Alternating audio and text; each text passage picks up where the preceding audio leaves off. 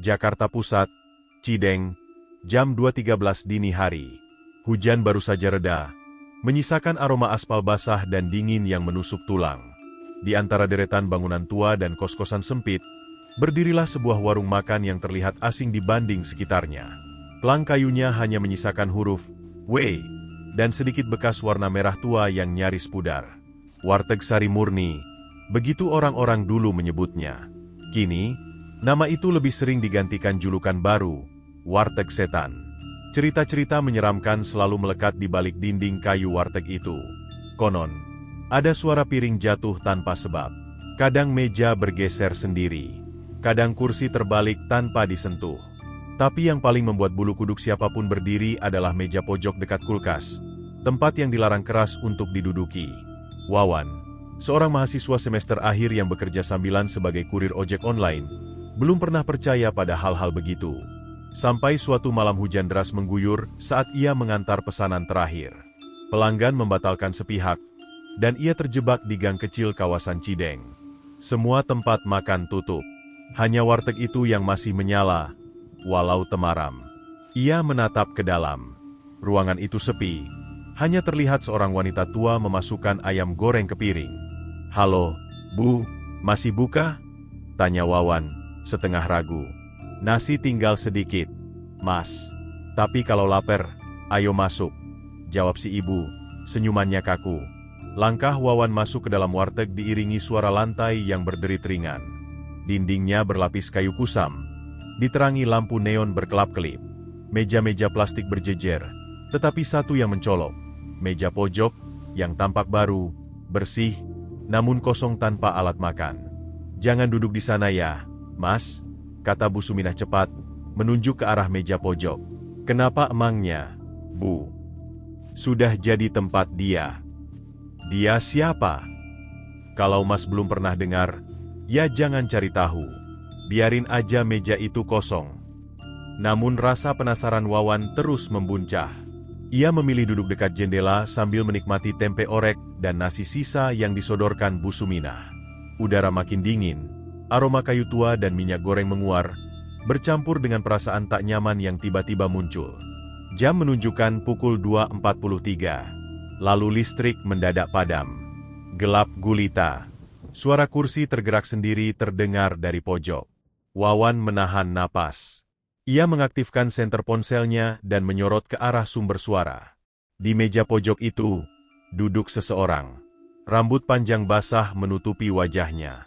Tangannya gemetar memegang sendok. Tak ada makanan di atas meja, namun ia terus mengaduk seperti sedang makan. Wawan mundur. Nafasnya memburu. Ia menoleh ke arah Bu Suminah. Tapi wanita itu entah kemana. Perempuan di meja pojok tiba-tiba berdiri. Kepalanya menoleh perlahan ke arah Wawan. Wawan berlari keluar dari warteg. Tapi, di luar, ia tak melihat lagi warteg itu.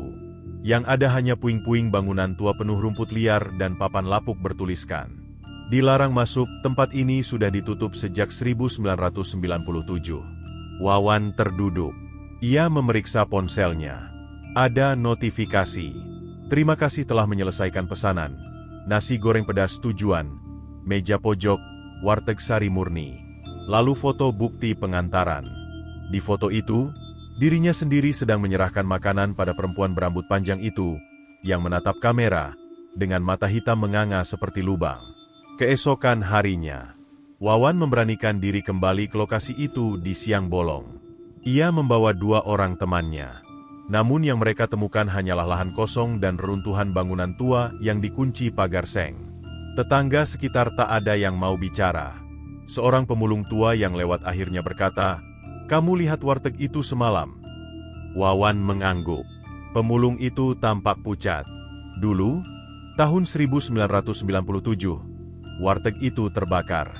Salah satu karyawatinya, namanya Mbak Tati, terjebak di dalam. Mayatnya nggak pernah ditemukan. Katanya dibakar hidup-hidup karena ketahuan menyimpan pesugihan buat bosnya sendiri. Wawan menelan ludah. Sejak itu, tiap malam Jumat Kliwon, warteg itu muncul lagi. Tapi hanya untuk orang-orang tertentu yang dipilih.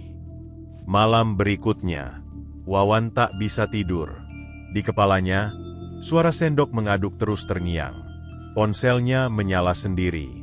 Aplikasi ojek online kembali menampilkan pesanan dari Sari Murni. Mbak Tati pesan, nasi goreng pedas. Antar ke meja pojok. Wawan menghapus aplikasinya. Tapi notifikasi terus muncul. Bahkan saat ponsel dimatikan. Dan setiap kali ia membuka kamera, wajah wanita itu muncul di belakangnya. Ia pergi ke dukun, ke ustaz, bahkan mencoba diruqyah. Tapi semua yang ia temui berkata sama. Kamu pernah memberi makan sesuatu yang tak seharusnya diberi makan. Akhirnya, Wawan hilang. 2 minggu kemudian, seseorang mengaku melihatnya duduk sendiri di warteg tua Cideng, di meja pojok. Tapi yang aneh, wajahnya tertutup rambut panjang, dan ia terus mengaduk-aduk nasi kosong dengan sendok plastik. Dan kini, setiap malam Jumat Kliwon, warteg itu kembali buka. Hanya untuk satu pengunjung, yang akan duduk di meja pojok. Dan giliran siapa berikutnya? Jika kamu melewati daerah Cideng larut malam, dan melihat warteg dengan plang tua bertuliskan Sari Murni, ingat satu hal. Jangan duduk di meja pojok. Jangan bicara dengan perempuan berambut panjang. Dan jika kamu mendengar suara sendok mengaduk tanpa henti, lari. Kalau tidak, kamu akan menggantikan Wawan.